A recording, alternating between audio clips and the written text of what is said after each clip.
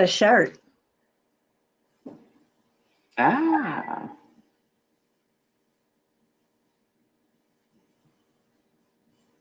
Are we in? I think we are. Oh yeah.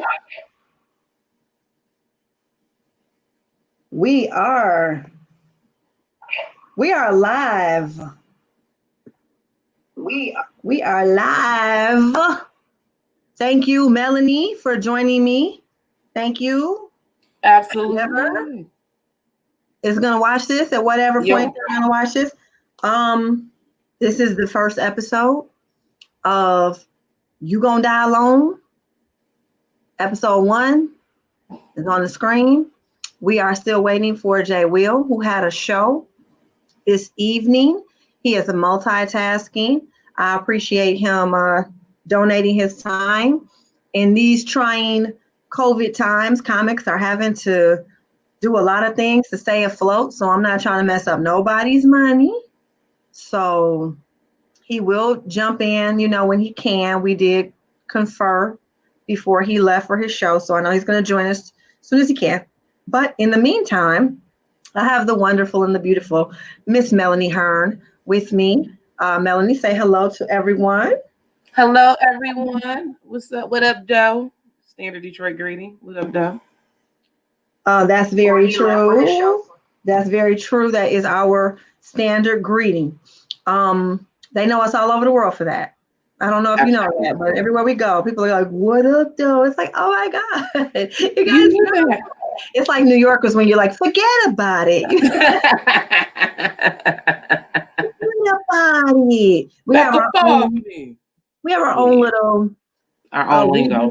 Yeah, people know it means it's a warm greeting. Okay, so the purpose of this podcast, this is I get a chance since Jay isn't here, me and Melanie can just kind of keep it real with you guys. Over quarantine, Melanie and I were in California together, separated from our families, and we found ourselves in a position to be alone, and wondering, hey, what happened? Are we gonna die tomorrow? What happened? Why am I by myself? I didn't think I was gonna die by myself. Wait a minute. Am I about to die? Wait a minute. So we started having a series of conversations where we just really started having some heart to hearts. Because me personally, I'm not gonna ever be the same. I'm not coming out of this the same person I went in. I'm coming out different, and I'm coming out realizing that if I would have got COVID and died in April by myself in a bed alone, where they had to send people to break the door down and come in there again, it would have been my own fault. It would have been my own fault because I can't look anybody square in the face and say I haven't had a lot of opportunities. And I didn't close any of them. I can only blame myself. I can't be like, oh, well, men are this. It's like, you had a little too many bites at the apple, sis. So from there, we started having some really unpacking conversations about how we ended up in this situation. And a situation I don't think anybody thinks they're going to be in, because when you're in your 30s, you think you got forever. And guess what? Even when you turn 40, you still think you got forever, especially if your looks holding up. Black women, we age well. We love to tell people black don't crack. You got dudes out here in their 40s, women out here in their 40s who still look amazing. They're still getting a lot of dudes hitting on them and women hitting on them. And it makes you feel invincible. Like, I got time. And then something like COVID comes and you're like, wait a minute, maybe I'm out of time. Maybe I squandered my opportunities. So what we wanted to talk about today's topic is people that have too many rules.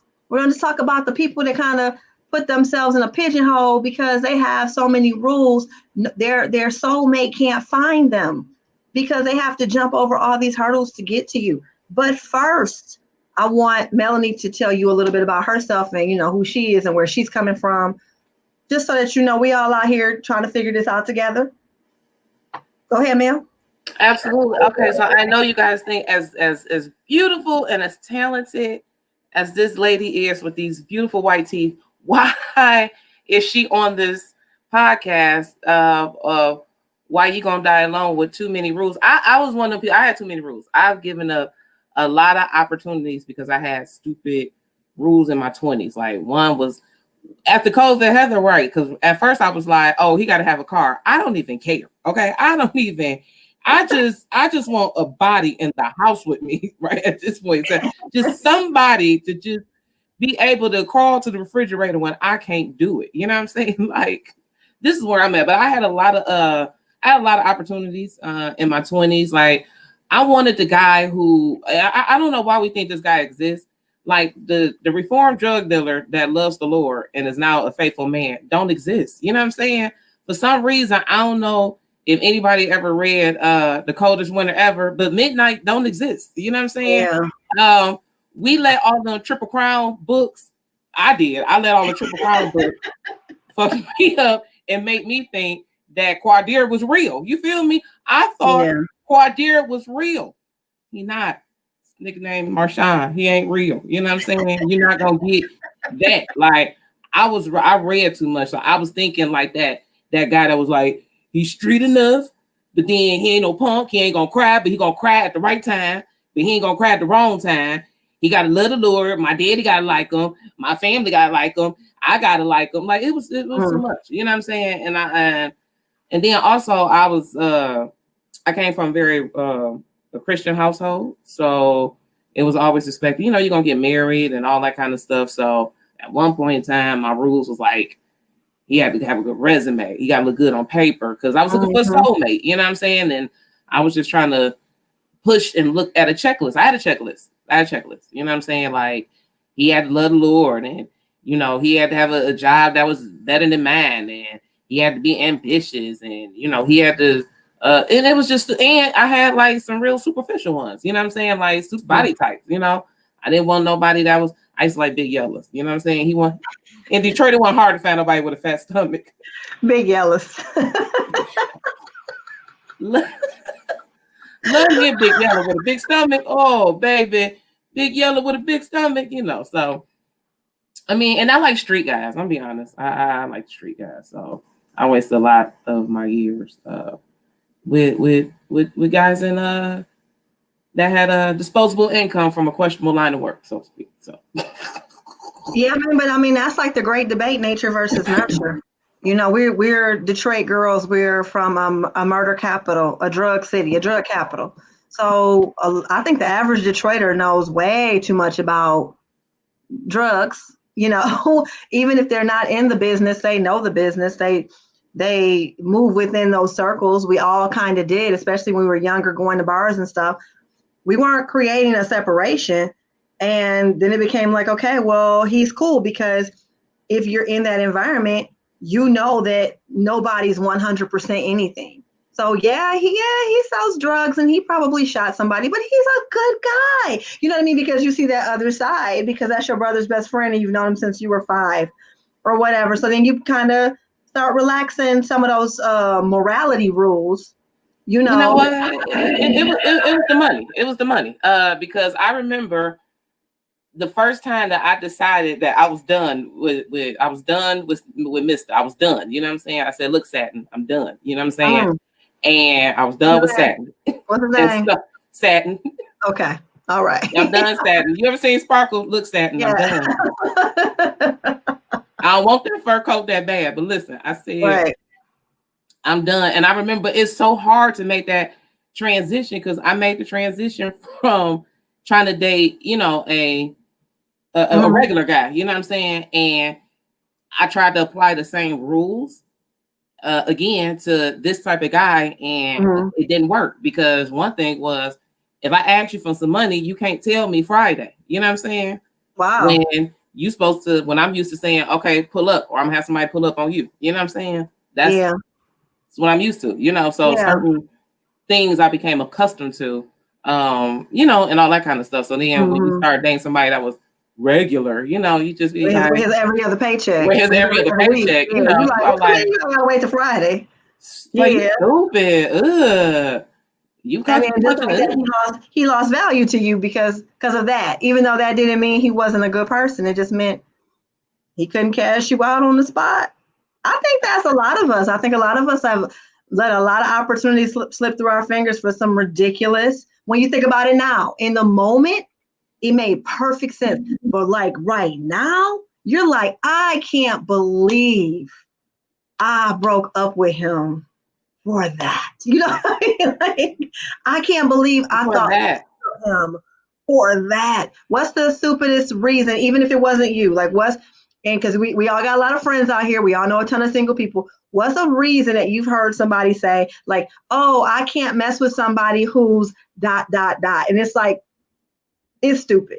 Like, what's the stupidest what's the stupidest rule that you've heard? I would say one of my friends, and she probably on the podcast, but one of the stupidest things was, it was like, I can't date a guy who was like shorter than her. You know what I'm saying? But it was like, you short too. You know what I'm saying? It was one of them kind of stupid things. You know what I'm saying? Mm-hmm. I think I had one of the stupidest rules. I was one of the kind of people, like, if you didn't dress the way I liked you to dress, then I could not, I couldn't date you. Like, if you had to look a certain way, you know what I'm saying? Like, you couldn't. And then if I even thought you looked like, and I couldn't date people that I felt like look like cartoon characters. Like, if I felt like you were like a cartoon character, you know what I'm saying? Like, I had a boyfriend that looked like Winnie the Pooh. Like, I had a guy, he just tried, and I was like, I can't. Yellow. You said Big Yellow. Of course you got Winnie the Pooh. Winnie the Pooh is turning me off. Big Yellow. Maybe that's what it was. And as they start getting on my nerves, they do like big fat Winnie the Poohs. That's right. Then they start looking like, oh, we don't like them no more. That's exactly what that was. Hilarious. I think the stupidest thing I heard, and I just heard this recently, I heard a dude say that if you pronounce the L in salmon, like salmon, like if you pronounce the L, he can't date you. And I was like, you're gonna die by yourself, because like that's the stupidest. Like, well, the L is in the middle of the word. If somebody doesn't know, it doesn't mean they're stupid. It just means it's a regional dialect. It's not like it's a Q or a P that's not there. It's a letter that's in the word. I'm going to think somebody hasn't been exposed. I'm going to think somebody maybe hasn't been to a finer restaurant. I'm not going to think they're stupid when the L is there. Okay? I'm sorry. I mean, those are those their people. But I did, you know what? And I did think about it. I think we were together. I heard a girl say that she wouldn't date nobody. They made baked chicken. Yeah, baked chicken or something. It was just if they made oven baked chicken. Oven baked chicken. If they made oven baked chicken, she couldn't mess with you. If you made oven baked. So you could be, here you are, and I know the L is silent. I understand that, but I was raised on Plymouth, Wyoming, in the heart of the ghetto on the west side of Detroit. Everybody around me called it salmon. Okay, I was grown the first time somebody was like, "It's salmon." I was grown too. I was very grown. I'm now maybe in other neighborhoods and other parts of the country, but I'm telling you what it was like for us. We were smart girls. We got good grades. We weren't stupid.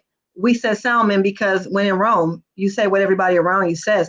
To me, it's a regional dialect thing. If the proper pronunciation, it's not like I'm saying dumb and I'm pronouncing the B like you're dumb.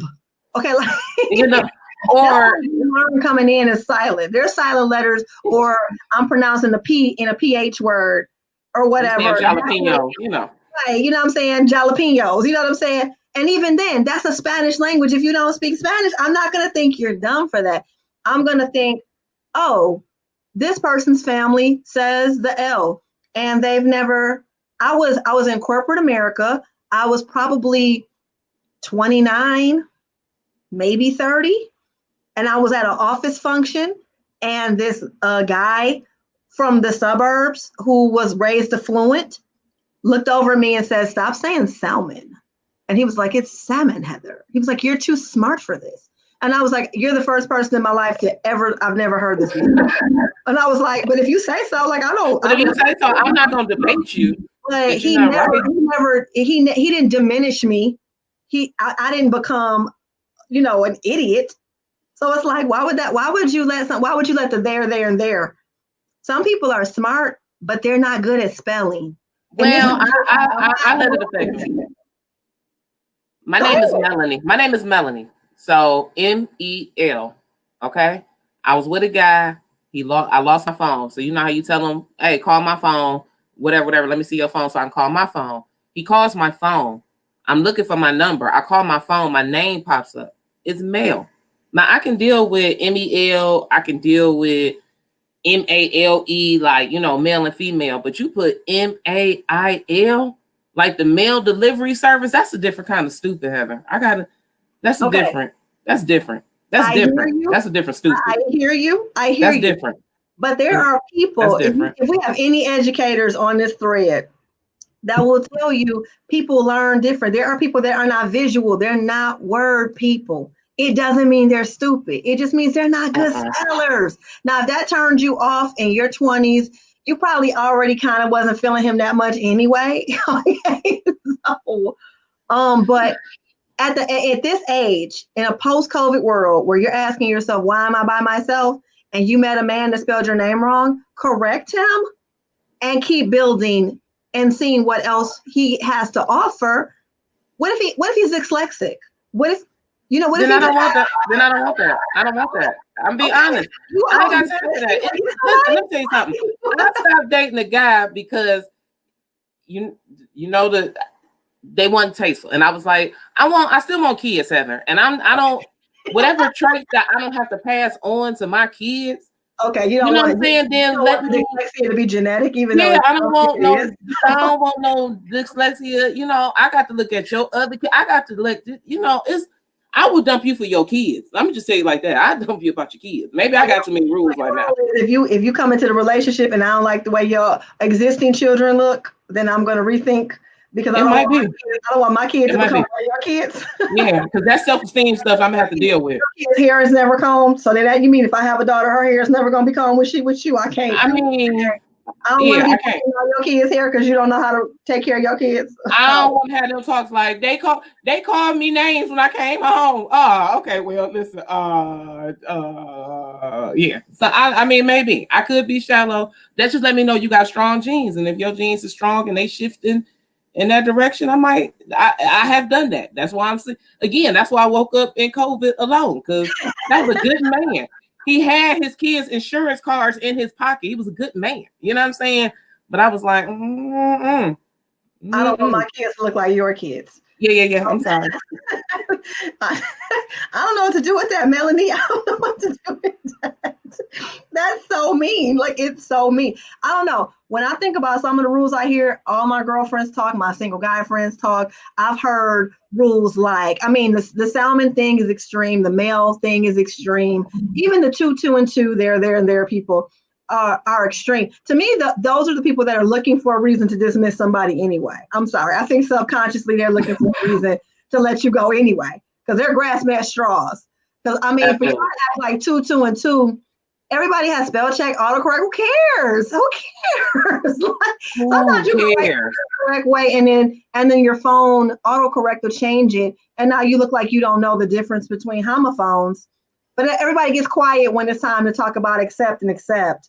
Oh, everybody's quiet on those more challenging ones. But 2 and 2 are, you guys used the wrong 2. Okay, whatever. That's not a reason to dismiss somebody. That's a reason to block your blessing, is what you're doing. The woman in your dreams is just not good at spelling. You better shut up. I bet you she cooked, though.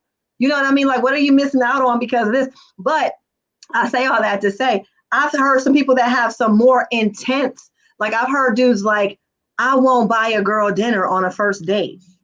And then there are women that's like, oh, well, I won't go out with you if you won't buy me dinner. And it's like, so you guys are really prepared to walk away from this chemistry and this attraction because one of y'all is just that stubborn? What, like, really?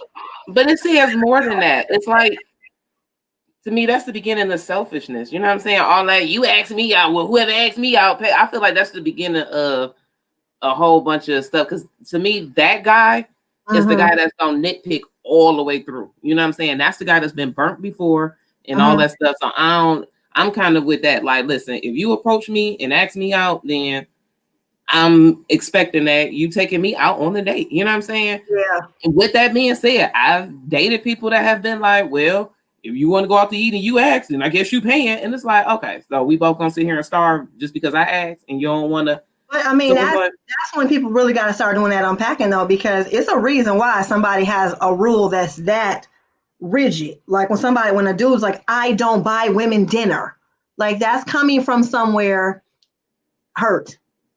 That's coming from somewhere where he has been burned so much that he's like, never again. And he needs to deal with that pain before he tries to meet somebody else. Because what he wants to do is take his pain into this new entanglement, if you will. And that's not fair to that girl. Yeah. I get it. Somebody, you met some girl and she made you take her to Ruth Chris and she took lunch for the next day and she took food home to her kids and then she didn't call you no more and you felt really played and really dumb. I'm sorry that happened to you, but that's not my fault. And you should not make that my problem. It's happened to me. Agreement on what we're going. I understand if you don't want to buy everybody Ruth Chris on the first date, but honestly, fellas, you really shouldn't be buying nobody Ruth Chris on the first date anyway. You know what I mean? Now you kind of brought that on yourself. Like that was kind of dumb to do to somebody you don't know. I would take a stranger to a $200 meal. That's ridiculous. But we're not blaming people on this show, guys. So we're not gonna do that thing where we blame you. Also, that will be another episode where we talk about that anyway. But for now, what I'm saying is if you have a rule that's that rigid that you can't come out of your rule, you're not hurting anybody but yourself because you're missing out on an opportunity to meet somebody who, might have ordered the steak at Applebee's, but she also might have been somebody that truly enriched your life. You know what I mean? And you missed out on her because you let these other girls who played you, instead of looking at what you did to put yourself in that position to get played, you're going to take it out on all future women. You're going to die by yourself, man. You're going to die by yourself. Okay? Just make your peace with it. Call the nursing home. Get your bed because that's where you're going to die. Okay? Well, I still know I got a shitload of rules as to why, but I'm getting out of them. COVID has made me look at what my rules was and how strict I was and all the stupidity, and all that kind of stuff. I had a recent ex and I stopped. Like, I really did not like him because I was like, I didn't like the way he dressed. And I was like, I didn't like his appearance. Right. Nothing else was like it. He had regular run-of-the-mill stuff, boyfriend stuff, but the biggest thing was I did not like his appearance, which could have been changed. And it affected the whole entire relationship is because even if he had good advice or stuff to tell me, I wouldn't receive it from him because I didn't like the way you look. You know what I'm saying? And so I treated him really and I could have just went in the store with him. You know what I'm saying? Yeah. But I was all like, you should know better and all that kind of stuff and everything like that. So it was like one little stupid rule, and I don't even know if it was I wouldn't even say if it was a rule. It was just a hang up. You know what I'm saying? Like I didn't necessarily look at what I was doing as rules as it was hang ups that I had. You know what I'm saying? Because everybody around me looked a certain way and they dressed kind of fly and all that stuff. And when my cousins would bring their boyfriends around, they was kind of fly. But I was like, but they was also pieces of shit too. You know what I'm saying? They was just fly, but they still ain't shit. When I could have bought my little rusty dusty around, you know what I'm saying? Got him a little outfit from Marshalls because I spent my money on the wrong Negroes. You know what I'm saying? So now I got a rule too. I'm scarred for life. I ain't spending no money on nobody because I spent way too much money at Marshalls on a nigga Manna Polo. But anyway, that's a whole nother story. I don't think rules should come into play when you first meet somebody. You know what I mean? I think that will bring me to a good segue here. What's the difference between a standard and a rule? Because when I say this to people, the first thing they want to say is, I got my standards. And it's like, what's the difference between your standard and your stupid rule? And your rule that's so dumb that you're blocking meeting potential people because you have this stupid rule in place. They have to be 800 SAT score verbal, for you to talk to them, or they have to dress a certain kind of way, or this in the beginning versus your standards for how you live your life. And I have my opinion. I just want to hear yours. I think your standard is what you won't go below. You know what I'm saying? You see that one guy where you like, oh yeah, that's not, I have a certain standard, which means he has to I think standards are more appearance for me. You know what I'm saying? Like this is my standard of guy. He has to meet this certain criteria. And then the rule is within that criteria, I have certain rules to see if he meets. But my standard is you at least have to be here. You know what I'm saying? Like you can't even, you at least have to be in this, whatever this bracket is. And then within there, whatever rules and checklists I got and, you know, all that stuff. I think the rules are the nuances, you know what I'm saying? To what implementation, what it is. And I think your standard is, yeah. So I think your standard is like, you know. I got 2 good comments here. A couple people, Monica, what's Monica doing on Facebook? Hey, Monica. What if he's sucking down 2 packs of Newports a day? And then Latoya came on and said, standards are set, rules are meant to be broken. I think that kind of speaks to what I'm saying. To me, a standard is a character. It's speaking to character. It's speaking to integrity. It's speaking to the things that really matter about you. No, I don't want a man that smokes because of what impact that's going to have on all of us. His smoking impacts other people. He could potentially do danger. That's way bigger than I can't date a dude who doesn't wear Ferragamo loafers. You know what I mean? Like, that's not the same thing. You know what I'm saying? So to me, a standard is something like, I don't want a man that lies. That speaks to who he is as a person. That's deeper than me. That's bigger than me. That, because the problems he create, he gonna have whether I stay in his life or not. But my rule about, you know, I'll only date a man that buys me Birkin bags. Okay, that has nothing to do with anybody's character. That has nothing to do. That's not going to make us happy in the long run. That has nothing to do. That's only going to make me comfortable or make me meet my preference. And I think a lot of times single people confuse standards with preferences. A preference is something you want, but you might not get it. You know what I mean? I prefer crinkle cut fries, but I'll still eat the straight fries. I prefer. But I don't mind the guy with the Newport. That's what I'm saying. Like, to me, and maybe because I'm a smoker. So it's like, I had a friend who went ape shit crazy and took this guy home and just like cut it off because he wanted to smoke a cigarette. And I was like, that's why your ass is single. Because it's like, to me, I feel like you can get smoking, you can quit. Right. Like, you can quit. That's nothing that's not a, because I'm a smoker, like people be all like, oh, well, she smoke weed, she ain't ladylike, all this other kind of stuff. So I'm like, because I smoke, that makes me you know what I'm saying? But at the end of the day, I'm pretty sure in your life, you've probably met men that are just like, I don't want a woman that smokes marijuana. And I mean, that to me is not something that's not debatable. And that's fine. If that's not what you like, then go away. Don't be over here. But don't spend time with me and make me think, you know, don't even waste my time. I won't waste yours. You know what I mean? If it was like that, like, oh, she smokes, next, you would never know. And you'd be fine. The problem is that the rule you have to get beat in the face with the rule. You know what I mean? Oh, I don't date people that, then go. You know? But then that's the rule, like you said, if rules are made to be broken, that's a rule that can be broken. You know what I'm saying? Like, it doesn't, like, to me, that's a rule that can be broken. That's not a standard. It doesn't affect my character. To me, it doesn't affect my character, or it's not a character. You know, to me, now you're saying it's a character flaw. You know, I'm just saying, to me, so in 2020, it's probably not, but 15 years ago, weed smoking was a character flaw because people looked at it like you were immoral. Oh, you know, he's a pothead. It's a gateway drug. People like mama. If my mom was in here right now, she'd be like, oh, first it's marijuana, then it's crack. You know, the people is like, you're gonna come home, it's gonna be cocaine in your living room. And it's like, now we know better. We know weed is not a gateway drug. But 20 years ago, people would have. And that's the kind of thing you can't, like, I'm not, you like big yellows. I'm glad that the big yellows can get love in this world. The big yellows, I love me a big Winnie the Pooh. I'm not, and I'm never gonna be. Or whatever. But I'm also not gonna waste anybody's time, and I'm not gonna diminish his value because he doesn't look the way I want him to look. I'm simply not gonna be attracted to him, so the conversation isn't gonna come up. But if I'm attracted to you, I'm not gonna then say, oh wow, I'm attracted to you, I'm vibing with you. Oh, you took me to Applebee's, now I can't like you. Because that just basically says all the chemistry we created before we got to Applebee's was nothing. It has nothing. Because you didn't take me to the restaurant I wanted you to take me to when you were literally a stranger to me.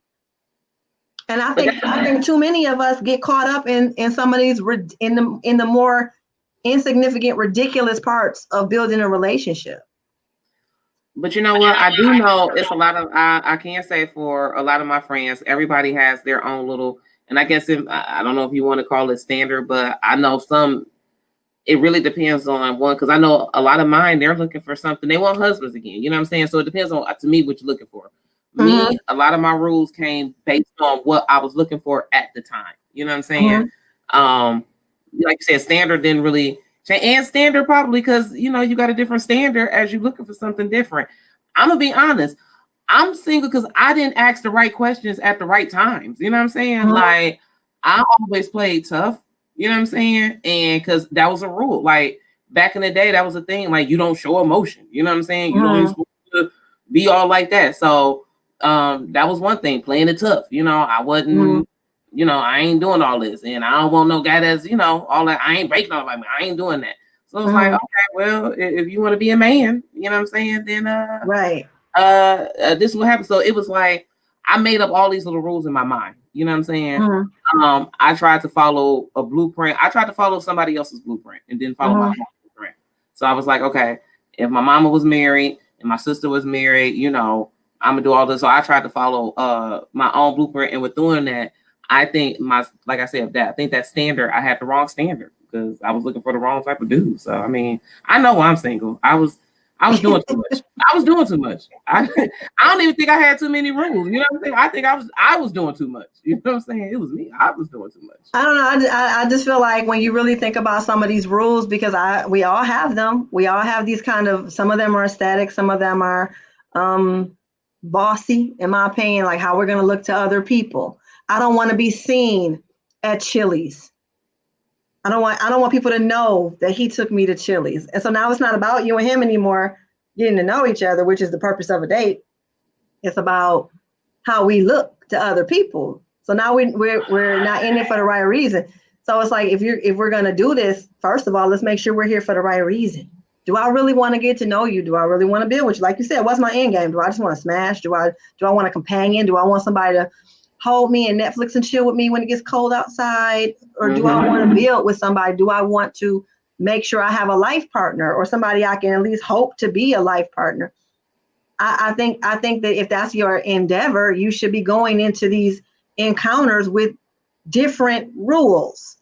Because maybe that guy says salmon, or maybe that girl wants you to take her somewhere fancy on the first date and it's really superficial of her. But maybe when something happens to you, the salmon guy is the one that's going to hold you down. What's more important for your end? At the end, that's what I said. It's all the little rules that we had, man. And I know all my rules were superficial. All of my rules were legit superficial. Now that I look back, it was what I would look like to anybody else. You know what I'm saying? And we just gonna keep it real. I went to the bar and my people was in a bar and I was with the guy I was with at that time. And because I didn't like what he had on, I didn't want to tell him. I left him sitting in the car while I was in the bar partying. You know what I'm saying? And then I would come back and check on him like a dog. I would come back and check on him. Like, you want some fried rice? You good? He go a blunt. I'll be back. You know? What did he have on that was so bad? I need you to paint the picture for the people at home. Okay, so it was he always was like he got off work. You ever seen that person that just looked like they got off work? And it's like, what time you get off work? 3? What time is it? 9? You know what I'm saying? Like, you took a shower and everything. And put on more work clothes. You took a shower. You still look like you went to work. Like, is there anything else we could put on? Is there something, you know? And it was just like the small stuff. Like, you got, like, can we get a little acne cream? Like, it wasn't that his skin was bad. It was just like he had been a couple fights or something. Because his bone structure is nice. You know what I'm saying? His bone structure is nice. Did he have bad skin when you met him? Did you meet him with bad skin? But I didn't think I would like him. And I ended up liking him. That's when your rules mess up. When you bend the rule, that's when rules are not meant to be broken. Because when you bend that rule and you end up liking somebody, that's where the trouble begins. That's where it begins. Because He didn't. My standard, he was okay, but you know what? He didn't meet up to but my little rules of what he was supposed to look like and how he's supposed to dress and where he's supposed to work and how he's supposed to sound or how he was supposed to look, or I was really more concerned with what I thought other people would think. You know what I'm saying? Yeah. But he was my little ugly. I didn't care. He was my little ugly. He was my little thing. I mean, but I'm just playing. But in hindsight, he was my little thing. But in hindsight, now that I look at the standard, and I'm out here single, and he like, I got you, Mel. And he spelled your name right. I feel like baby boy. Huh? I said, and he spelled your name right. Baby boy. He did, but I felt like when they was like, "What's wrong with you? Get me out of here." He don't love me. You are so stupid. Get me out of here. One time I was going out with this guy, and I didn't want to go. This is why I know. This is why I'm saying what I'm saying. When you already not feeling somebody, it don't take much. It does not take much. Our mistake is not being real about that in the moment. Like, I don't really like him. So any little thing he does. So he asked me out, and we went down to Floods, a jazz club downtown. And he had this he was a man of means. So I'm sure whatever, how some people can have one expensive clothes, but it's still ugly. Like, yeah, okay, the outfit's $1,500, but it's an ugly $1,500 outfit. Like, he had this jacket on, and it was kind of a Pelly style leather, the kind that had how they would gotta have some kind of design on the back or whatever. And it was like a peacock or it was like some kind of feather bird, colorful thing on the back. And I saw the jacket and I was like, wow, that's a jacket, right? But I wasn't going to be mean about it or whatever, but he felt so self-conscious about the jacket. When he saw me walk in, he was like, wow, you look really nice. And he's like, I hate my jacket. I was like, okay, well, we're inside. Just take it off. If you don't like the jacket. But at the same time, I'm like, okay, fine. You bought the jacket. It is what it is. It's not a horrible jacket. It's just like, why did you buy the jacket? But we're here now, so let's just not, And so he says, how guys don't take their coats off when they're inside? And he just had it on. And I was just like, take the jacket off. So he let his self-esteem just went from when I walked in, he was like, hey, by the end of the night, he was like, oh, he was just a wreck. He was just a wreck, right? And he was just like, the jacket, everybody's looking at my jacket. So I was like, you let this jacket destroy you. It was a red flag for me because I was like, you don't have the self-esteem to match me. Like, I can't spend all night telling you that you look fine. You know what I mean? That's what I do with my girls. Like, nah, girl, you look that cute. Should be I'm not doing this with the dude. So we go to another bar, and it was like one of those kind of hidden underground type of spots where the lights was real low, and it was like a little perved out spot. We walked in. I saw somebody I knew from the door, and I'm like, hey. He's like, you know them? He takes the jacket off and he literally throws it. He throws it under this table, and everybody turned like, what was that? Like a jacket just on the table. And then he fixed his shirt and was like, okay, I'll meet your friends now. And I was like, you're too insecure. Like, I don't even want to, you're too insecure. Like, it wasn't that deep.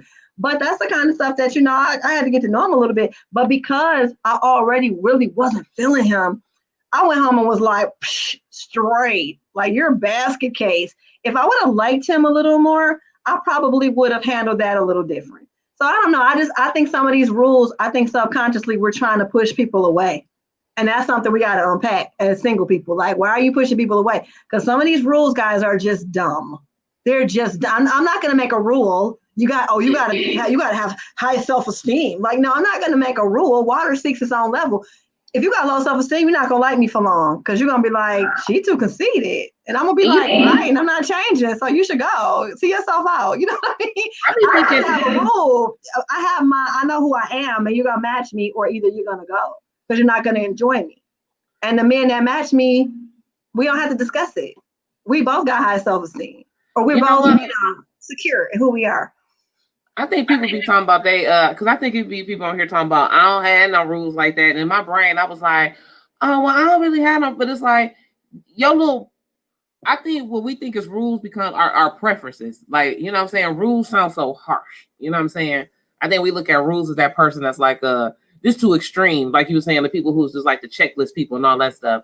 Mm-hmm. But really, it is your person because I still got them in my head. You know what I'm saying? And my rules are flexible. I'm not gonna lie. My rules adjust to how my life is. Like right now, I ain't got nothing, so I need somebody with everything, even though that's unrealistic because I don't have nothing. But I'm just saying, I'm just gonna be honest. I need something. Like right now, I have to date somebody with a car. That's not right. You got to have a nice place to stay. It's not a rule. Again, it's not a rule. That's a preference, and that's a convenience.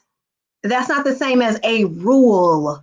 Even though I think the average Midwesterner has a rule about people having to have cars because we're in the Midwest where you got to have a car. So that's again more regional. If you were in New York where everybody walks, that wouldn't be your rule. But you told me I couldn't like the guy on the bus. You told me I couldn't like the guy on the bus.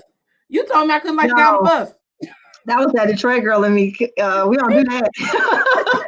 Oh, okay. So now you like, no, that's dumb. Right. You were in LA.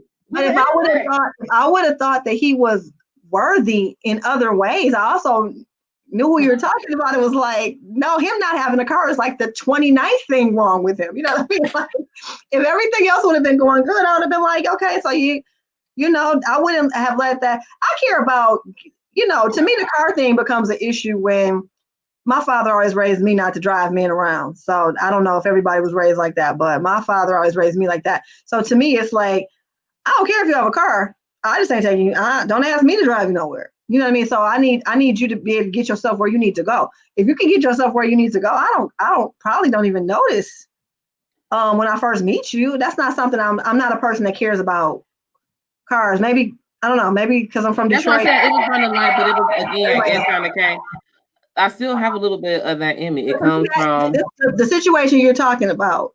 That was more like he already was kind of on a buster list for me. You know, I was like, so the bus was the 29th thing that was wrong with him. Yeah, it was like yeah. So that wasn't the first thing. I don't know. I just think you can meet a dude who's having a bad year. You can meet a dude who just got out of a divorce and lost everything, but in 4 or 5 years, he's back on top and he has more than you now. You know what I mean? I've been there. That's why I said it's like the total measure of a man. You have to look at the whole picture. You can't just look at. I had a friend. He's actually going to be a guest on an upcoming episode. When I met him, he had just broke up with his girl. They were kind of blending their money. So when they broke up, he lost financially. He moved in with his cousin. He was driving a regular car. We ate in a lot, and I enjoyed his company and I liked him as a person, so it didn't bother me. But like now, if you see him, he's pulling up in Jaguars. He's over here in Europe. I met him at a time when he was financially off. He got his money back up though, because winner's gonna win. You know what I mean? So winner's gonna win. So it's like, if I would have met him when he first asked me out and been like, well, look at you, look at you, look at you, I would have missed out on that friendship that I actually value. Well, I have. That's my point. I have because I've dated. That's the byproduct of me dating that kind of guy. So when I see that's the byproduct of me dating the street guy.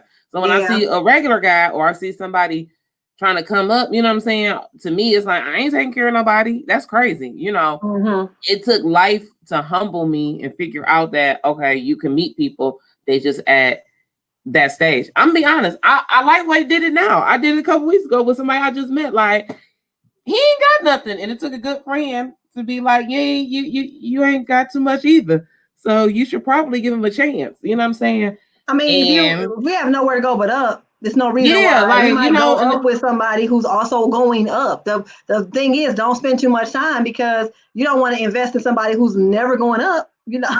Yeah, I mean, honestly, but it was like. But if I just feel like you should look at the whole picture. I feel like you need a dude, and his money isn't right. Try to find out why. Because is it like, oh, well, I lost my job last year, or I got a divorce last year, or this child support order came in and it's killing me, and I'm trying to get it reduced. But 3 years ago, I had a big house over here, or I was here doing this. Okay, well then I can safely assume that you're going to get it back to that quality of life you had that had nothing to do with me. But if I met you you know, you can see somebody could be at the bus stop because their car is in the shop, or somebody could be at the bus stop because they never went and got a driver's license, or somebody could be at the barber shop because they can't legally drive a car because they have 6 DUIs. You know what I mean? So it's like those are 3 different things. Those are 3 different things. Look, it surely is. Look. So it's exhausting. I'm not just gonna be like, just because you're on the bus, I'm not gonna assume that you're a bum or there's something wrong with you. But I want to find out if you're an alcoholic. Like, I want to find out if you have vehicular. But I mean, I don't necessarily think I don't think that's a bad rule though. Like for me, because it's like I think everybody rules are there. Because I fell into situations where I was picking people up. It's exhausting to work all day and pick somebody up and drop. I don't care if you got a DUI, whatever you don't have. I don't care. It is exhausting. Get your ass to where I'm at, and we cool. Because then, to me, again, that was a rule where it was like, you don't drive nobody around. So to me, you ain't all that masculine no more because I done had to drive you around and you all in my passenger seat all the damn time.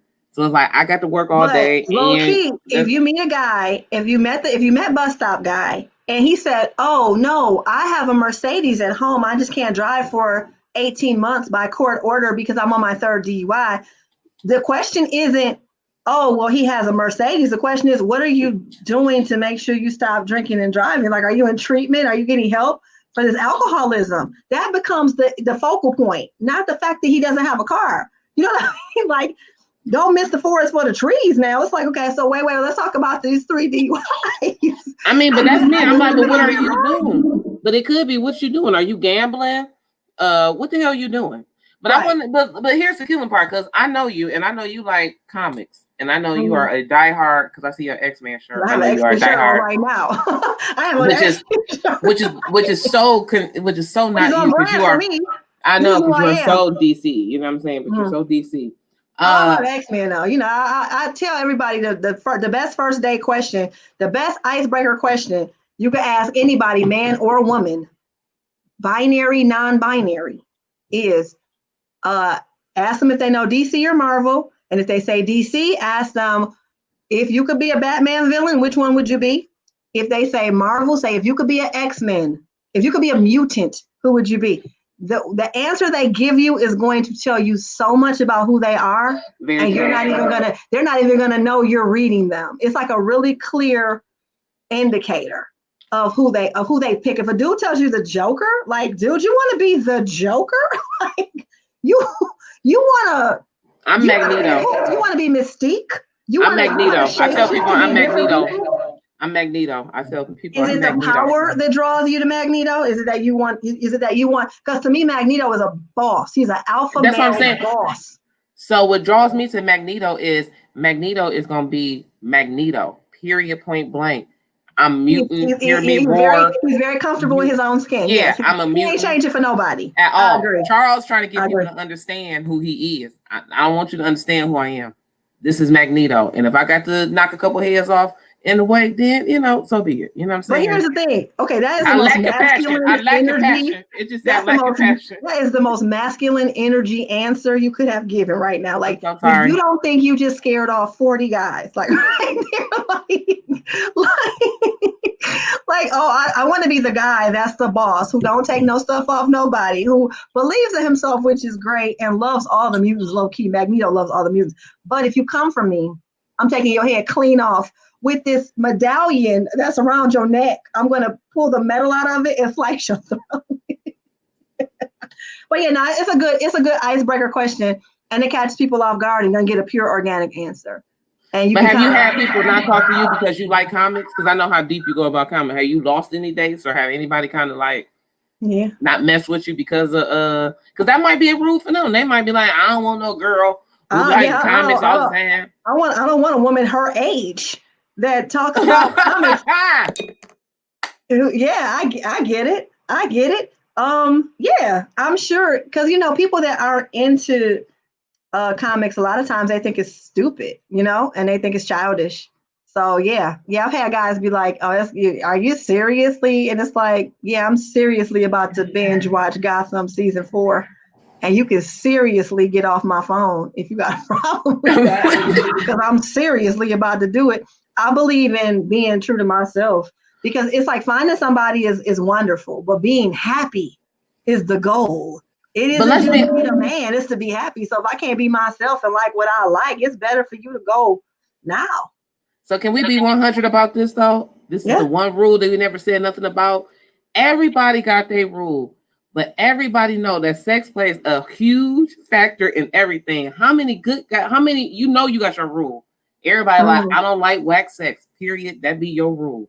Yeah. Everybody know that's in their rule.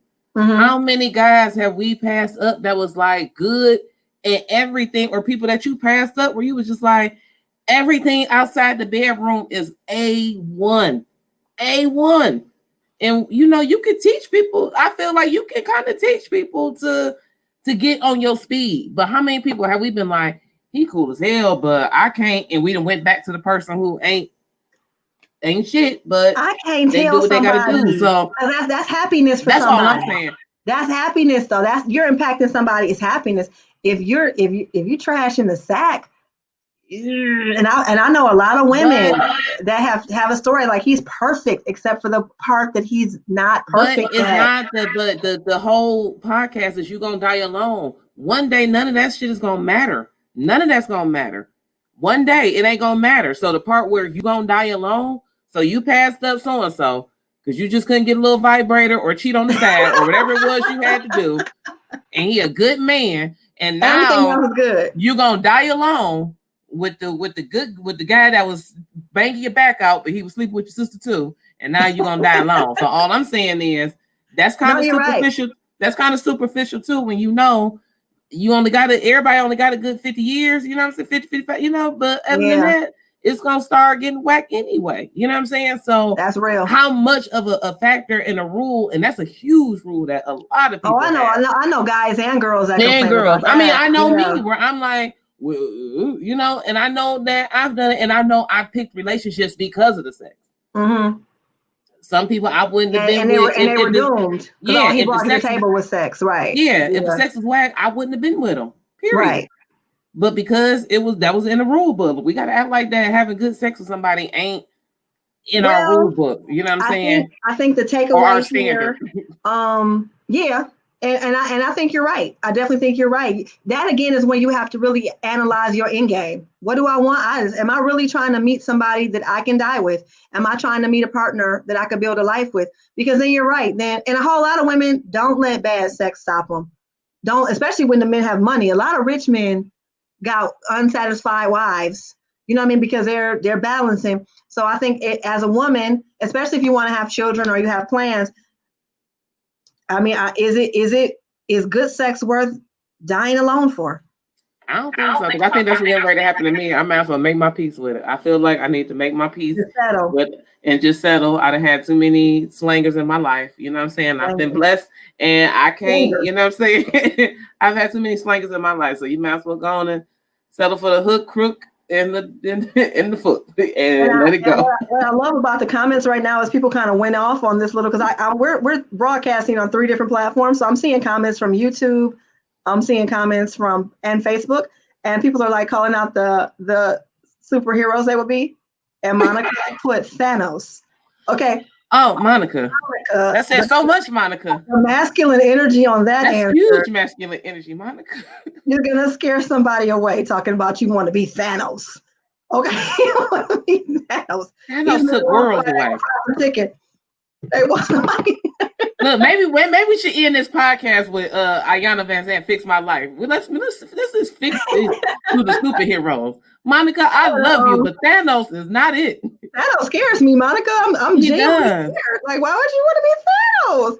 You could have went with Dr. Strange. Go with Dr. Strange. It's a really good icebreaker question. And shout out to my friend and sometimes lawyer, Alicia Martin, who reminded me of that guy that came to my show that time dressed like a Power Ranger. I hope he's not watching because he's a nice man. He doesn't deserve that, Alicia. Let's keep these comments kind of nice, guys. You guys are getting kind of reckless here in these comments. I want to thank everybody for listening to us talk about the first episode. Let's give it up for that. We got that first episode out the way, and Jay Will is probably still on stage because black shows never start on time. So he was never end. He was trying to do too much. We'll have to have him come back. Me and Melanie held it down. We good. This is kind of what it's like being my friend anyway. If you're my friend, you get in the car with me, we having a conversation like this on the way to wherever we going. So all day. Just so you know, this is how I and my friends talk all the time. We're going to be back in a couple of days with another episode and 2 more dynamic people. We are definitely going to keep these videos up. Share them, subscribe. Let's try to get a dialogue going with as many single, frustrated people as possible. These are the conversations. We have to change the dialogue, guys. We have to change the way we're talking about dating. And we can blame each other all day long, but it's time to start putting that mirror up and looking at ourselves. And that's the only reason I started the podcast, because when you're in the room by yourself during the quarantine, ain't nobody to blame. You know why? Because ain't nobody there. Ain't nobody there. Only person you can do is look in the mirror and be like, I hate you. I hate you. How did you end up being the third wheel in the quarantine? Yeah, because Melanie was actually living with her cousin and her boyfriend. And they were like having date nights and stuff. And they would be like, Melanie, you want to come? And she had to watch them like slow dance in the living room and stuff. You know how hard it is to watch Love and you're not in love? I got to watch Love and they had a baby and the baby all about love. And I'm in the back room with no love. And I had to watch what I could have had. But because I had them stupid rules, preferences, and bullshit is why I'm in the back room by myself watching Disney Plus. Thinking about all the guys you let get away. Calling them on Facebook Live. How come I didn't work with him? And what about that? How come I stopped talking? You call the ex-boyfriends up like, why I stopped talking to you? I forgot. I've been making amends with everybody. I've been trying to make amends with everybody. Right. And, oh yeah, everybody was doing that during like by month 2 of the quarantine. All the exes were calling. And they were just like, yeah. So I just wanted to let you know that you're a good woman. You're a good woman, and it's just like, yeah, I know. You're afraid you're gonna die. I get it. I'm there too. Say no. I love you. I'm sorry, and I miss you. I want to let you know that I love you. Okay. Right. So what we want to do is make sure we move forward, and we don't want another 15 years of regrets.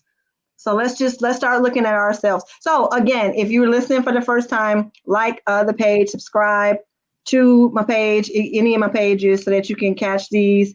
And Melanie and I have our Cash Apps up because we are entertainers out here with no comedy club. So if you want to bless us in any way, we will be more than grateful for this time. If you got any chuckles at our expense, this is all we have right now until it's back to normal. So anything you could do, we would appreciate and love you for it tremendously. Please, again, like, subscribe, share.